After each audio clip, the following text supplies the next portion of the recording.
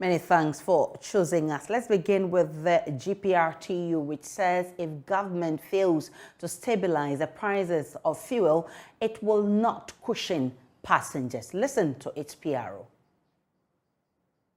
President last week Tuesday, and then we presented 40% based on where the component that we are using to run our businesses has gone to, most especially the fuel price.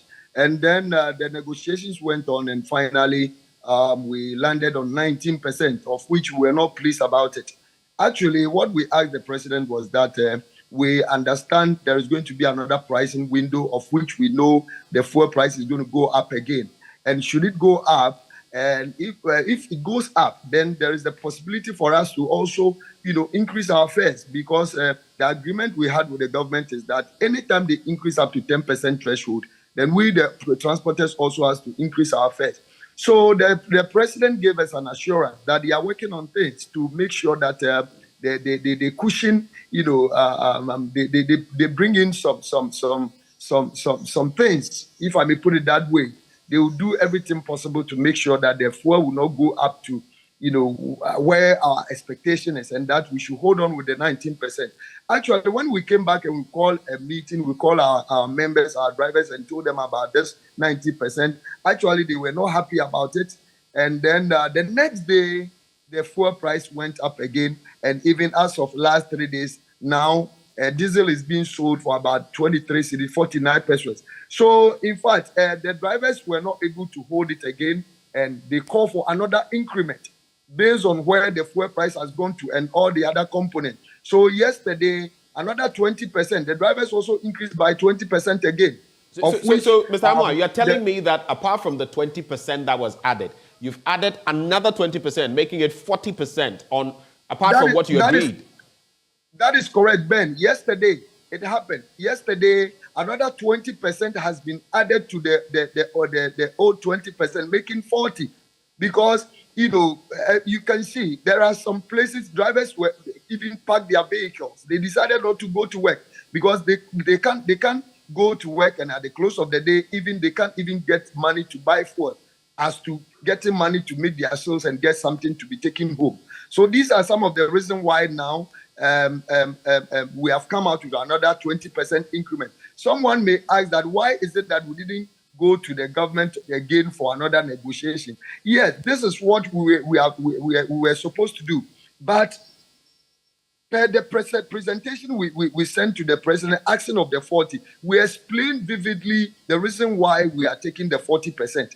And we drag up to 19, thinking that fuel price will not go up again. Now, drivers are suffering. So what I would say is that nobody can blame a driver now, because even the government is not able to cushion the citizens. So is it the driver who is going to cushion the citizens? Because this is our business that we run to take care of our homes. And now you work at the close of the day, use all your monies to go and buy fuel and come home empty-handed. Cowners cannot even meet their sales. Spare parts has gone high. Lubricant has gone high. Everything has gone high. So now, as of yesterday, 20% has been added to the old 20%, making it 40. And that is what is happening in the country now. But you can't do this. You can't just do this arbitrarily. You can't just stand up as a union and keep doing this, because you know what the effects are. Recently, someone lost his life because he was haggling over an extra 2 Ghana cedis that had been added. And he lost his life. So aren't you also fueling into the problem? Or feeding Ben, into it? Ben, let's take it this way. You see, this is our business that we run. Look, even the OMCs, I'm seeing it like the government is not even able to even control the OMCs. They are coming out with their prices. About 148 former constituency chairmen of New Patriotic Party, the NPP, from across the country have expressed displeasure against President Akufo-Addo for allegedly neglecting them. Some of them claim to have sold their properties and spent huge resources to campaign for the party in the 2016 and 2020 elections, but promises of President Akufo-Addo to reward them with various positions have not been honored. Saidu Adams is former chairman of Sampa constituency. The former constituency chairman said the NPP has failed to recognize their effort in 2016 and in 2020 general elections. According to them, they supported the party with cash and other logistics from their own coffers.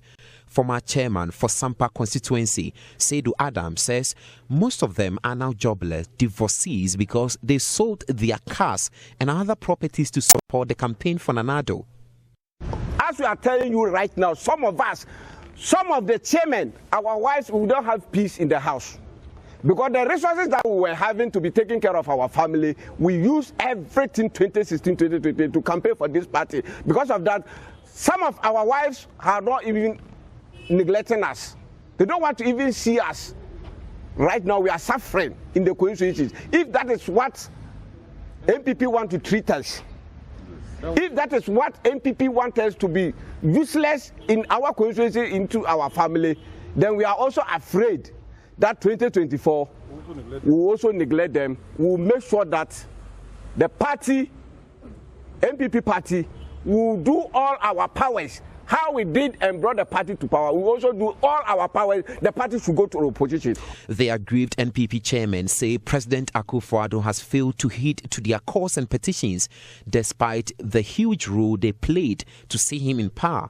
Seidu Adam says the group will show the NPP the exit in the 2024 general elections. Master, as we are telling you, the businesses that we were having, it has all collapsed, all of us, not even a single chairman. What happened? That can provide that, or he can say, yes, my business is still going on. All of us, our business. Me, for instance, I deal with motorbikes. My business has been collapsed. Some of my colleagues, they also deal with building materials a lot. Their also business has been collapsed. What happened? It happens because we use the money to resource the party. Because as a constituency chairman, when you are there, day in, day out, if anybody comes from a community, chairman, my son is not feeling well, so you were not able to provide, it means that you are killing the party at the community level. Because one, he knows very well that the chairman can solve his problem. That is why he came to you. Reporting for JoyNews, Nana Ukudenchambo.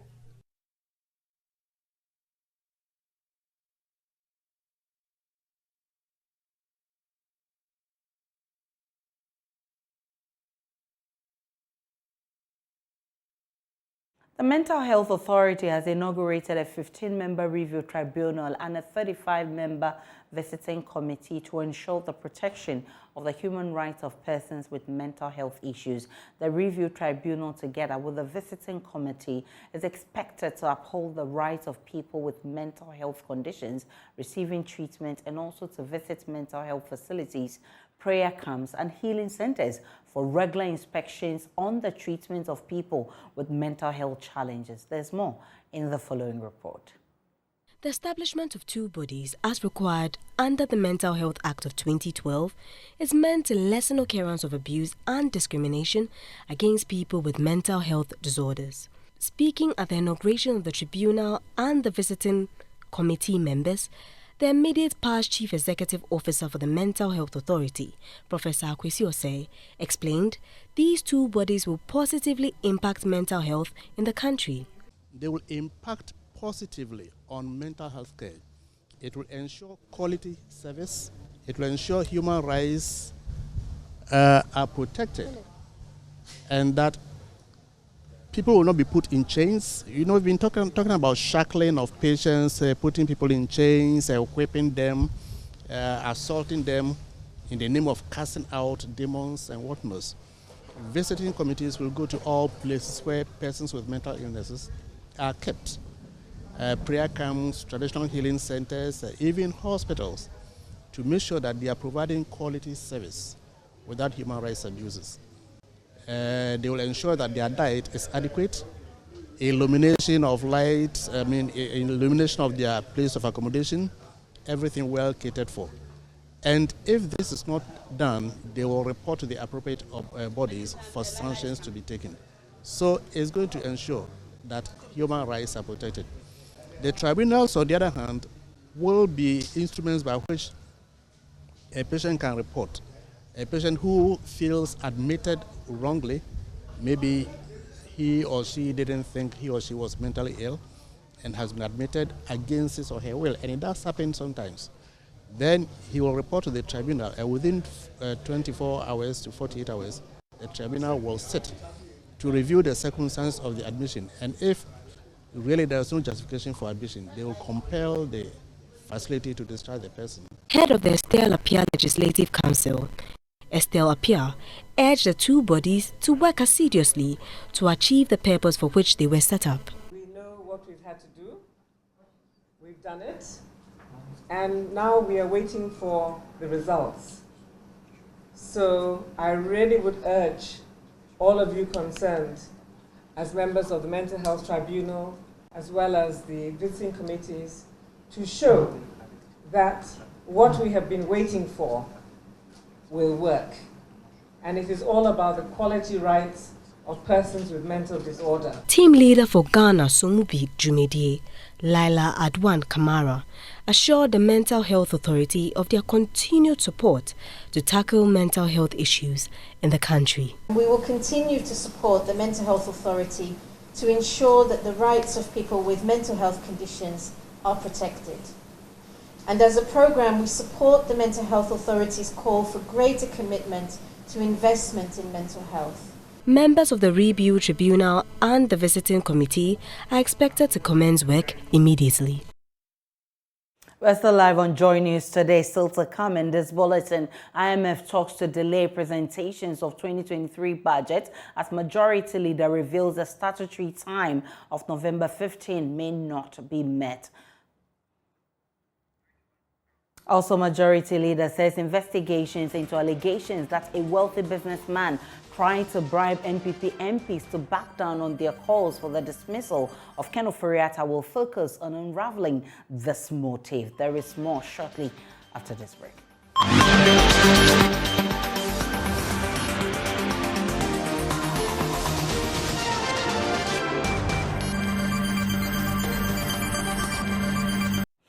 Welcome back to JoyNews today and to the rest of our stories. More people are now resorting to train as the prices of fuel are skyrocketing recently. My colleague Samuel Kojobri has also packed his car to join a train from Tema to work this morning. So I'm at the Asokochonas train station, boarding the train to work today because the prices of fuel is on the increase. So I have to park my car somewhere and to pick the train.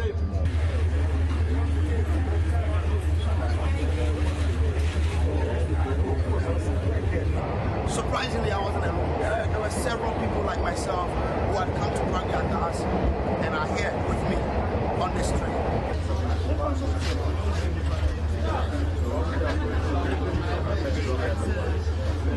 The economic situation, we need to say as well. As of now, I'm having my own car that I have to park. So, what would you tell the Ghana Railway Company to do? Yes, what they are doing is helping a lot. It's helping a lot of people to save. And as I'm sitting by a man, he said that they also park this car. Then he has to also take the train because it's an economic thing. We need to save. I have to take the train because it is expensive. Sorry, it's not expensive, or it's affordable. Yeah, and also I have to join it because traffic-wise, this is faster. Yeah.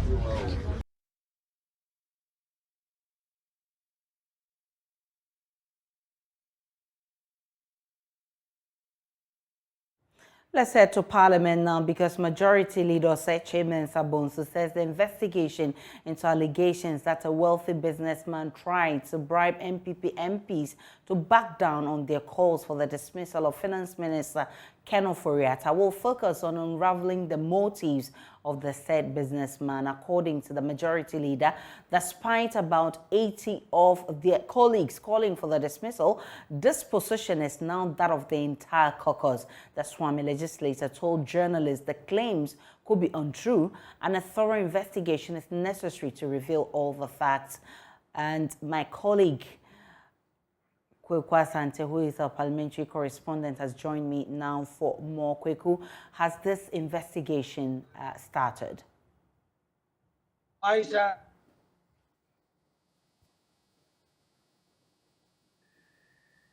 Yes, Kweku, go ahead.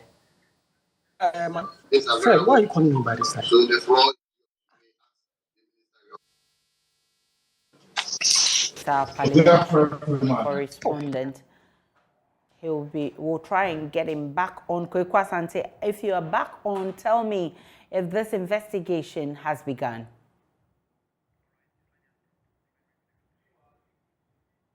We'll try and get Kweku Asante back. But let's still stay in Parliament because Majority Leader Chairman Sabonso has revealed that the current negotiation with the IMF will delay the 2023 budget presentation. The Public Financial Management Act mandates that the budget is presented by the 15th of this month. But speaking to journalists, Chairman Sabonso said a team from the IMF are to be expected in the country in the coming week, and the budget will come by the stipulated time. However, insists that the delay will not be in breach of the Constitution.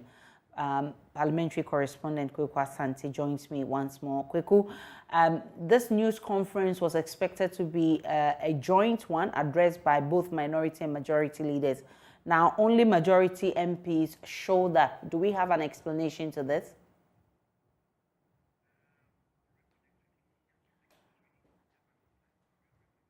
So Kweku Asante is our parliamentary correspondent, and he has details of these two issues of the budget to be delayed because of the IMF negotiations and also some investigations that a businessman tried to influence NPP majority MPs to back down on their call for Ken Ofori-Atta to be sacked. We'll get all of that after this break shortly when we connect with Kweku Asante in Parliament.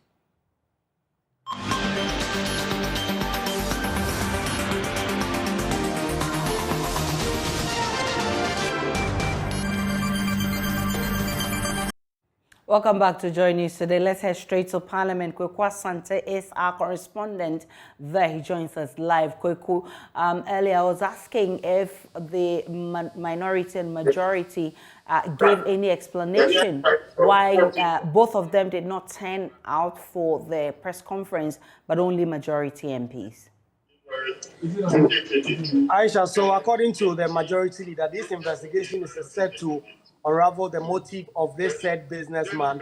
He has not given any more details as to whether or not this investigation has commenced and what form this investigation is taking place, whether it's being investigated by his office or the majority caucus as a whole, or whether they are handing this over to a private independent body to be able to do so. He has not given those details, but he says that the key part of this investigation will be focusing on unraveling what exactly the motives of this unnamed businessman was in this alleged attempt to induce some MPs from his caucus, the majority side, to back down on their demand for Ken Ofori-Atta to be dismissed. So we are hearing that the 2023 budget may delay because of IMF negotiations. Earlier, there was a press conference that was supposed to be attended by the majority and minority caucus, but it ended up with only majority MPs. What's the explanation? Right, so usually when Parliament resumes, some of these news conferences are addressed by both leaders. At the last meeting, it was the minority leader, Haruna Idrisu, who held this news conference. The majority leader did not show up. This morning, it was expected that Haruna Idrisu will also be there. He wasn't. The explanation was that he had some other urgent business that he was attending to, and that he will probably join us and when the meeting was ongoing, but he did not. But it was at this news conference that the majority leader explained that due to some of these talks with the IMF, the budget is going to delay, and it's not likely that it will be to be presented to the House on the 15th of November. According to the PFMA, this must be done by that date. But the majority leader has been explaining that the constitutional imperative allows them to go beyond that date, but not beyond the ending of the month. And so they'll be looking to work within that period. But IMF officials are expected in town either this week or the next week to continue the talks that will secure Ghana a $3 billion bailout from the fund. But it's not likely that we'll get the budget on the 15th of November, maybe the period afterwards, but not exceeding 30th November. What will be the repercussion, especially on government business? Did they give you any hint? So the majority leader says he does not anticipate any major hits to government details in terms of the budget. Kwekwa Asante is our parliamentary correspondent. Definitely a lot more is happening in Parliament, and we have our lenses widely opened. We'll bring you all the details in Parliament. Now, journalists work around the clock to ensure the public is abreast with issues around the country, including the harsh economic climate. In fact, reports on the struggles of Ghanaians in the current economic situation is awash on the various media platforms. But who tells the story of the journalists when the profession demands that they remain neutral? We've been speaking to some journalists who say even though professional ethics demands one to remain loyal, it becomes increasingly difficult to draw the line when there are struggles. Held to raise at least 2 million Ghana cedis to support journalists who face any form of abuse in the line of duty, and to commemorate the 10th anniversary of the United Nations Plan of Action on the Safety of Journalists. Commented on why the Commission barely speak on these attacks, Mr. Ibrahim in his address said, publicly condemning the attacks on journalists who put the Commission in a compromised position. Sometimes when things happen, the expectation from some people is that the Commission will just rush and come and condemn. Yeah, but there are other parties also involved, and sometimes if you do that and the matter comes before you, you disable yourself from objectively looking at the facts of the matter. Now, the additional thing is sometimes the unwillingness of some of our journalists to even complain or make a report to the National Media Commission. And sometimes we have been pleading. The Executive Secretary is around. There has been a particular incident for which we wrote to those individuals involved to brief us, because this is a country of the rule of law. We cannot, take any action on impunity, because you cannot fight impunity with impunity. And so you request for information, and this is denied. Now, in the face of denial of information that enables people to make considered and objective judgment, it becomes very, very difficult to deal with some of these matters. GGA President Albert Kobna Jomfo also urged the government and other stakeholders to work hard to reclaim Ghana's position on the World Press Freedom Ranking. The combined effect of the spate of attacks against and rampant arrest of journalists as though they were criminals, as well as the backsliding of Ghana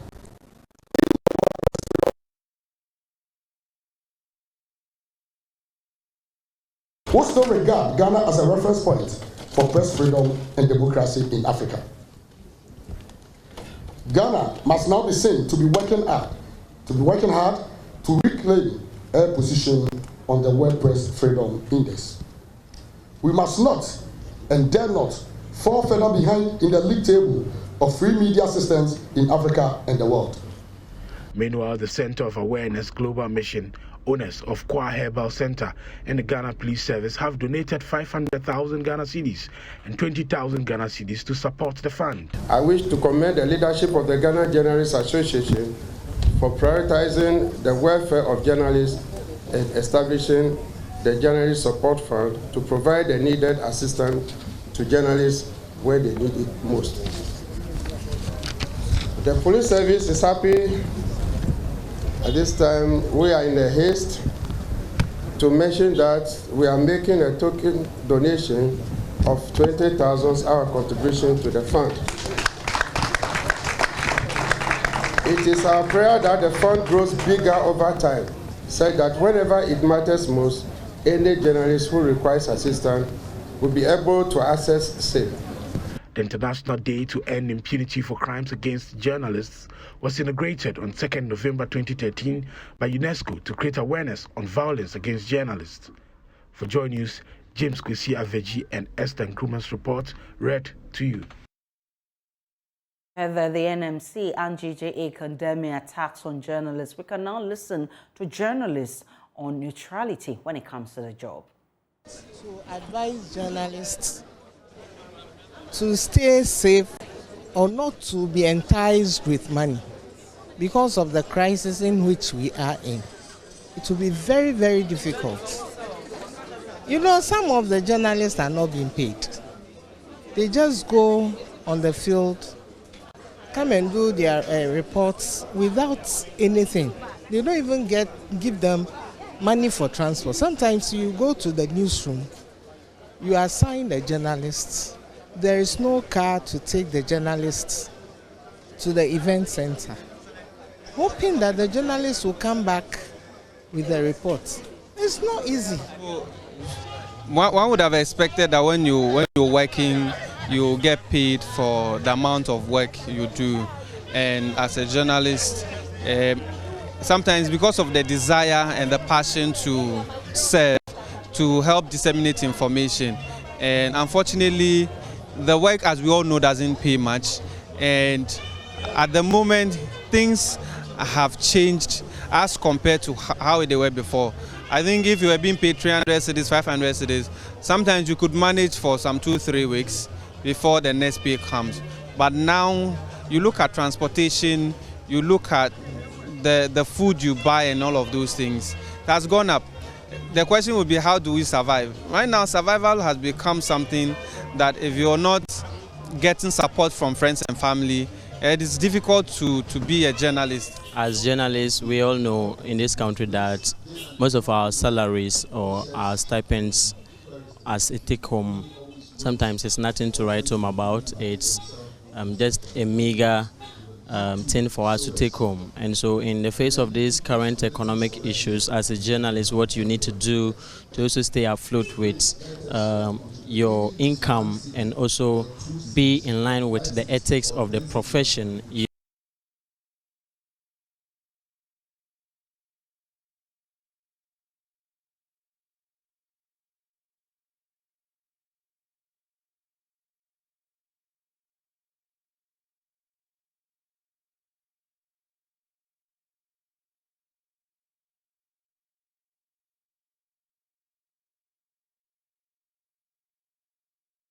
We'll be bringing you more in business shortly. But before we go on that break, listen to Majority Leader Seche Mensah-Bonsu on why the budget 2023 may delay.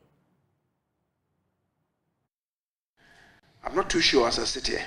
I still have to have some discussions with the minister responsible for finance to determine exactly when he'll be able to submit the document to us. As you do know, the Public Financial Management Act provides that the budget should be presented to the House latest the 15th of this month. The discussions that are going on now involving the IMF, I think is going to take a little bit of a while. My understanding is that it will go into the first few days of next week, around the 10th or so. If that is the case, you then have to strand out the conclusions and factor them into the budget. And after we've succeeded in doing that, because it's a budget for government, it will have to go before cabinet for some discussions, integrations, and maybe additions and subtractions before it comes ultimately to Parliament. So I believe it's going to be quite difficult to submit to the 15th deadline. I don't know. I'm just conjecturing. But if you want to do a tidy work, maybe you require to have some space to be able to do a tidy work. Because as you all do know, these are not normal times, and you want to do a tidy job in order to reposition the country. Nothing should be done which eventually become wishy-washy. We want to have the best to be able to uplift us from where we are as a country.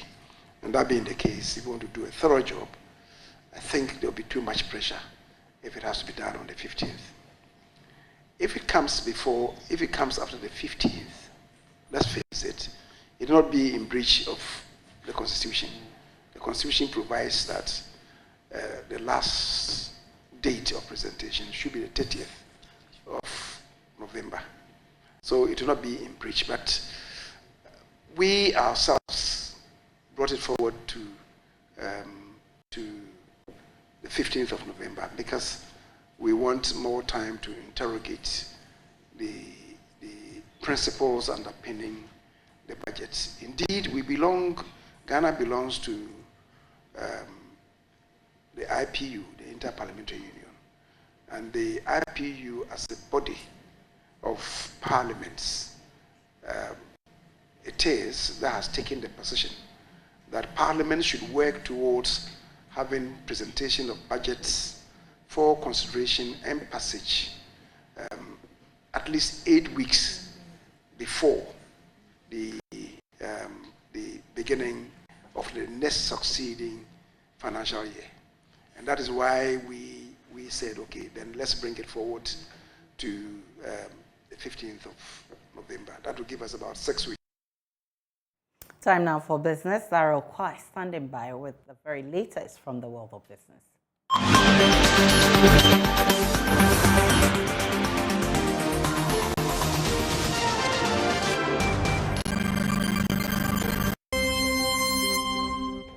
Hello, welcome to Business. My name is Daryl Kwao. Jumia Ghana has said it will complement government's efforts to ensure stable inflation by providing inclusive offers on all its products to consumers. This, according to Head of Customer Experience, Abigail A.C. Oforiwa, is a strategic vision to reduce the burden by offering high-quality products and goods at competitive prices. She spoke to Joy Business at the launch of the 10th edition of the Jumia Black Friday promotion sales. The leading e-commerce platform's 10th edition of its Jumia Black Friday promotional sales is to offer customers products at discount prices. According to the Head of Customer Experience, AEC Oforiwa, the company will stick to old prices of various products. The entire uniqueness stands on the premise that we are giving you the old prices today. It's a price dadana. We are not factoring in the recent economic issues, whatever that's going on. No, we are assuring you that we are giving you yesterday's prices today. And customer service, on the other hand, is ready to assist. So if you have any order you want to make, except for the treasure hunt, as I explained before, you would need to participate on that on your own. But any other queries, any form of assistance that you need, sometimes you're looking for a particular item, you're unable to find it. If you're able to call customer service or contact us via all our social media handles, we'll be able to assist you. And we also do have discounts. Now, Jumia is saying that we don't mind making little to no profit at all, just so Ghanaians will be comfortable, because we ourselves as employees, we are consumers. We all know what is happening. So we try to get into the best negotiations with our partners. Our top partners were mentioned. We try to nail them to the best prices that we can and then assist customers generally. Speaking during the launch, country manager for Jumia Ghana, Richmond Carlos Otu, also shared insight on the customer experience as well as plans and strategies to ensure that customers enjoy the best deals and excellent services. Across our chain, in terms of logistics and in terms of the entire Jumia, we look at sustainability. Sustainability is key for our business, ensuring that whatever we're doing is not having an adverse impact on the environment and not having an adverse impact on our consumers and also on our sellers. As you can see around, we have a couple of our mobility vehicles. So you know today, I think most of you know, right? Fuel was 14 on Monday. Today it's what? 17.49 as of this morning when I checked, right? So we understand the growing concern of the fact that fuel keeps increasing. And so on our part as well, we're looking on how do we ensure we keep delivering the sustainable way. The 10th edition of the Black Friday promotional sales runs from 4th to the 27th of November 2022. Now, the National Insurance Commission is impressing on pensioners the need to invest their lump sum pension benefits with life insurance companies for regular flow of income. Known as annuities, the Commission says this form of insurance policy will ensure that incomes of pensioners never expire. Michael Ando is Deputy Insurance Commissioner, and he spoke to Joy Business at the Annuities Nationwide Sensitization Campaign launch in collaboration with GIZ. The thing is that at that point, you've stopped, you finished working. So what you have in your hand is supposed to take care of you for the rest of your life. And the big question is, how does that take care of you for the rest of your life? there are so many, when money is in your hand, you have so many temptations. You are tempted to do so many things, especially the men. Okay, you could do so many things with it. But the point to remember is that this money is supposed to take care of you for the rest of your life. So how do you go about it? One great way of doing it is buying an annuity with that lump sum. This is how it basically works. You give that lump sum to a life insurance company. The life insurance company will give you monthly sums of money, either until you die or up to a certain age. It all depends on the agreement that you go with the life insurance company. So basically, that is how annuities work. You buy it with a lump sum. You see, the usual life insurance, you pay small amount to a life insurance company, and then at some point, you get a lump sum back. This is the other way around. You give a lump sum to a life insurance company, and that company takes care of you. It gives you a regular sum, either until you die or for a certain number of years. And that is basically what we call annuities. The question is that, what is the advantage in there? The first one is that it helps you to manage your liquidity risk whilst you are on retirement. As I said, if you get a lump sum in your hand, there are so many things that come to mind. You may be tempted to build a house and give it out for people to rent, and then you live on the rent income. What if you don't finish that project? Because remember, you have retired at that point. What if you don't finish the project? If you go for a loan, you can't pay it, so you are not likely to get a loan at that point. All right, more news on our website, myjoyonline.com/business. The marketplace comes up at the top of the hour. Up next, sports.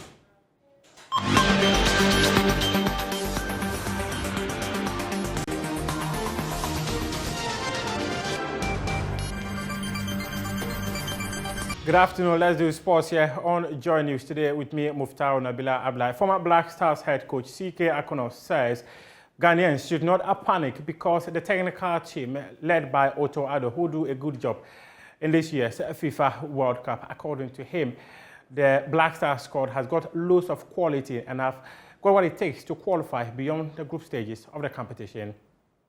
Well, they can do a lot. Unfortunately, what is unfortunate about the whole, they've not had enough time. They just came and I think played Brazil. Now we have another friendly match coming up, which I believe definitely there will be an improvement. But I think we should not panic. We've been to the World Cup three times. This is our fourth time we're going. We've played teams that we've played before. We're going to play teams that we've played before. We shouldn't panic. I don't see. Yes, if you lose to Brazil, yes, maybe 3-0 was maybe a bit of on the high, but it's Brazil. You know something? And you won against Nicaragua, not too convincing, but we won. You know something? It's positive. Speak on the positives, and from now onwards, I think the idea of criticizing, saying this, no.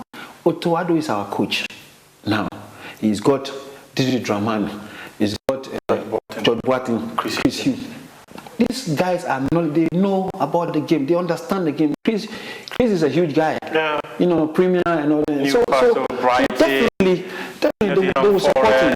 Yeah. Norway. Exactly. Boateng, I was supposed to have worked with him when I was the head, so I had the chance of meeting him to talk to him. Okay. I met also in that same moment. I met Chris. Spoke to him. When you talk to them, you can clearly see you're on the field already. They know what the game is about. They will help Otto Addo and who will do well. But I think from now onwards, we need to be positive. We need to be positive. Even whatever we've seen that is negative, don't hammer it too much on it. Let's be positive and let's go into this World Cup. And I believe we can come out. How should we?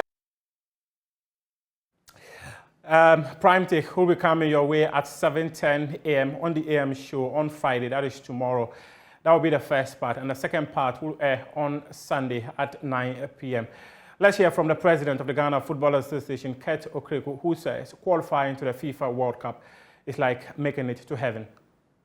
First, we don't really understand what we have achieved or what we achieved in 2006 in 2010, in 2014, and in 2022. To be one of the countries at the World Cup, it's like going to heaven. It's like going to heaven. Please, please, Monty the American say, the ultimate vision of each one of us is to go to heaven. Whether you're a Muslim or you're a Christian. After all the wahala on earth, you want to go to heaven. As a footballer, after all the wahala, you have to play at the World Cup. If you don't get to play at the World Cup, you must get to be part of the World Cup.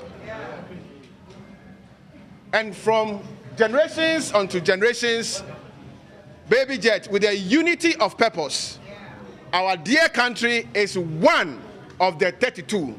Charlie, it'll be easy. What I want. That's your sports for now, but we do have more sports stories on my joyonline.com and also at 2 p.m. when we come your way with sports today. I am Muftar Nabila Abdullah. Up next is World News. And that's how we wrap up the news. In our headlines, IMF talks to delay presentations of 2023 budget as majority leader reveals the statutory time of November 15 may not be met.